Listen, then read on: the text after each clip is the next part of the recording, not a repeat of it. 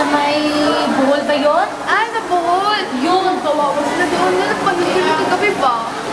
At tinatapos yung mail Na ano ko kasi sa TV kagabi kasi lumilindol. Lumilindol ba yun? Sa may buhol? Ata. Bohol? Ano ba yun? Wala nang pinag-uusapan niya about sa earthquake. Oo, bakit? Nakita mo ba yun kagabi? Hindi, wala pa naman. Pero kawawa mga tao doon ba? Oo nga, kasi iba-iba ako din kasi kagabi. Hindi ka kasi tumitingin ako. Bakit? Sabihin ba na mag-earthquake dito sa atin? Oo naman, kasi kasay naman ito tapos ring fire eh. Kaya kahit anong oras pwede mag-earthquake. Baka ngayon nga eh, magka-earthquake nga. Hindi mo nang alam. Bakit mo ka?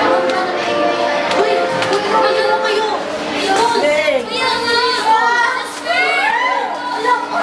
Sinasal sa napakaraming Ayon sa mga senyales spekulasyon, ang katapusan Gugulaw na ang mundo ngayong 2012. Katapusan na ng mundo. End of the world. Anong gagawin mo pag nagunaw ang mundo? End of the world na? End of the world na? May oras ka pa ba para sa last day counts?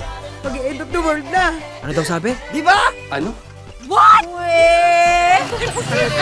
Mga muyo ako sa Ginoo para nga kalbanon na ako tapos sa talimunan.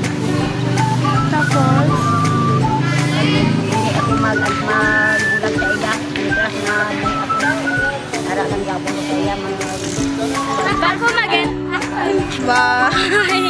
Bago mag-end of the world, ano ang gusto niyong gagawin? Gusto ko makasama pamilya ko at ang taong ko. Thank you!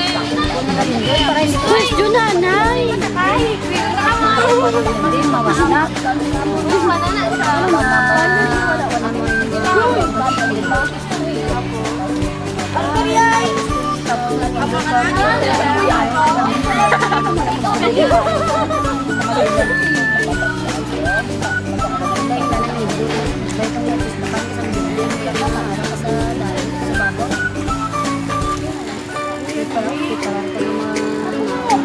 End of the world, ano ang gusto mong gagawin? Humingi ng patawad sa Panginoon. At ano pa? Pray ang Lord. Kamara natin.